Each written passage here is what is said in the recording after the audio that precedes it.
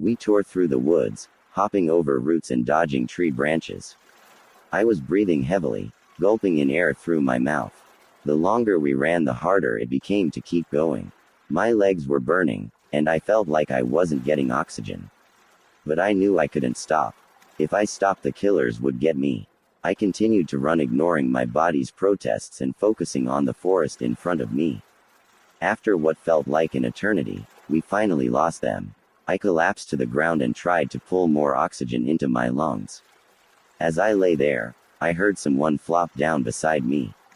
Turning my head to see who it was, I saw Ella laying on her back trying to even out her breathing. "I haven't run that hard since ever," she gasped. "You were running pretty fast," Jack said. "Maybe you should have done cross country." "Yeah, no," Ella scoffed. "Only psychopaths run for fun." "Well, guess that makes me a psychopath," I laughed. "That would explain a lot about you," Anna hummed. "Wow, thanks, Anna," I muttered. "Are we not going to acknowledge what happened?" asked the blonde. "No, not yet," Jack replied, still out of breath. "We still need to process what happened first." "That makes no sense," the Brit shouted. "There is nothing to process. We almost died." "There's more to process than that," Jack argued. "There's the hiding in the closet, the creepy masks, the almost dying, the wrecked cabin, and then sprinting through the woods. All of which involve us almost dying," the blonde exclaimed. "Stop yelling, you'll lead them right to us," Ella hissed, standing up from where she lay on the ground. "And now that I've caught my breath, I have a lot of questions for you." Ella walked over to the Brit and glared at him. The blonde glared right back at her, and at that moment I swear the air became 10 pounds heavier. "What are your questions?" the Brit asked, still glaring at her. "First one, what's your name?" Ella asked. "Leo," the blonde replied. "Okay, Leo," Ella spat. "How did you know about the killers?" Leo tensed but replied, "Because they killed my friends and then chased me around the lake." "How come you didn't try to help your friends?" Ella asked, still glaring at him. Leo bristled. "I did try to help them. The first two were killed in their sleep, the other was caught while we were running away." "Why didn't you go back for the one that was caught?" Ella questioned. "He was already dead," Leo muttered, looking down at his feet. "It would have been pointless." "How would you know he was dead?" Ella asked, still glaring at him. "People get a look in their eyes when they die," Leo answered. "He had that look." Ella narrowed her eyes. "How would you know about that look?" "I just do," Leo mumbled. "Is it because you've killed someone before?" Ella asked. "I haven't killed anyone before," Leo exclaimed. "How come you think I have?" "That's suspicious. Do you have something to hide?" Ella shook her head. "I have nothing to hide, but I think you do." "I think that's enough questioning," I told Ella. Ella rolled her eyes. "Fine, but I don't trust him, and I don't think you should either." Leo glared at Ella, and I sighed. They are not going to get along. Good thing they won't be stuck together for long. Sitting up against a tree, I began to think over our options. We could go back to the cabin, but then we run the risk of running into the killers. We could go to the town Todd told us about, but we have no idea how long it would take for us to get there, and we have no food or water. Waiting in the woods would be just as risky as going back because the killers might look for us. I sighed. "What should we do?" "Do you think we should stay here for the night?" Anna asked.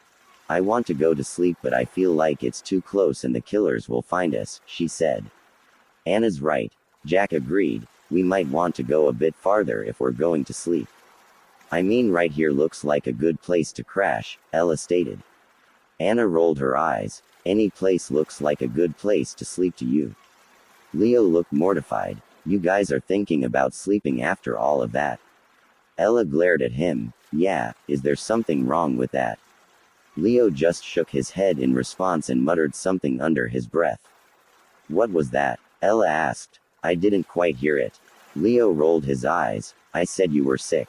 Says the murderer," she snorted. "I think we should go a little farther before going to sleep," I spoke up, trying to avoid Ella starting an argument. Ella sighed. "Fine." I stood up from the ground and glanced around wearily. "You guys ready to go?" Everyone nodded. We took off through the wood, walking farther and farther away from the cabin. We walked for about half an hour before we came to a clearing. Does here look good? Ella yawned. Jack rubbed his eyes and glanced around. Yeah, looks good to me. Anna lay down on the ground and nodded. Yep, this is good. Finally, Ella muttered, flopping down on the ground. I'm going to sleep and forget any of this ever happened. Me too, Jack murmured, laying down near a tree. Anna, Ella, and Jack fell asleep in a matter of minutes. I stood there for a few minutes trying to figure out what to do. On one hand, I was exhausted, and going to sleep sounded like an amazing idea. On the other hand, a lot of stuff just happened, and I need to unpack all of that, or else it's not going to go well for me. I thought over it for a bit before I finally made a decision. Something I learned is that even though figuring out slightly traumatic events is important, if you're in the right state of mind, it's not going to end well. So, I would be better off getting some rest before trying to sort out what happened. I laid down on the ground, got into a comfortable position, and closed my eyes. When I closed my eyes, the smiley face mask the killer wore popped up in my head. I felt its eyes staring through me and I began to shiver at the thought of the cold smile. My eyes snapped open. Okay, maybe I need to unpack what happened before I go to sleep. I sat up against a tree, took a deep breath, and closed my eyes. Okay, let's break this down. I was about to go to sleep. Leo showed up at the door being chased by murderers. We barricaded the doors, woke everyone up, hid, listened to the murderers tear apart the cabin, and had one staring directly at us for about a minute, and then we ran away. We have that done. What part scared me? Well, that would be the screeching, the mask, and the fact we almost died. Why does that scare me? The screeching scared me because of how loud and echoey it was. The mask scared me because it made me feel uncomfortable. The fact we almost died scared me because death is scary in general. Is what makes it scary something I should be afraid of? Well, the screeching being loud and echoey can't harm me. If anything, it tells me they're coming. So, I shouldn't be afraid of it. I should see it as a good thing. The mask made me uncomfortable, but why? Probably because I felt like it could see everything about me, and knew all of the things I've done. Can it see that? No, it can't. It's just a mask. I don't need to be afraid of it. For the last one, I'm already afraid of death, so this shouldn't change anything. I already fear dying, it's not new. I opened my eyes and smiled. That should be all taken care of, now I can go to sleep. I was just about to lie back down when a voice interrupted me. You can't sleep either. Looking in the direction of the voice, I realized Leo was still wide awake. I was having troubles, I told him, but I have a thing I do that helps me fall asleep if I'm scared. Oh, well, I'll let you sleep then, Leo muttered. Are you going to bed anytime soon? I asked. Leo shrugged. Probably not, but don't let me keep you from sleeping. I'm not going to sleep knowing you're up all by yourself, I told Leo, standing up from where I sat and moving closer to him. Leo rolled his eyes. You don't need to stay up all night with me. We just met. I know, but I think my trick might help you sleep too, I told him. Leo gave me a skeptical look. Really? What does this trick do? Well, first you break down the event that happened. Then you ask yourself what about the event scared you. And after that, you ask why it scared you. Once that's all done, you need to figure out if that's something worth being scared over and why or why not, I said. What are you, a therapist? Leo muttered. I rolled my eyes. No, but it works. So, if you give it a try, you might fall asleep. Not happening, Leo snorted. Why not? I asked. Because, he said, it's not going to work. You don't know that if you don't try it, I hummed. I do, Leo replied, because if you saw what I saw, you wouldn't be sleeping either. What did you see? I asked. Why should I tell you? Leo questioned. For all I know, you could use it against me or something. I sighed. Leo has trust issues. I wonder why. Think about it this way, I told him. After this, what is the likelihood of me seeing you ever again?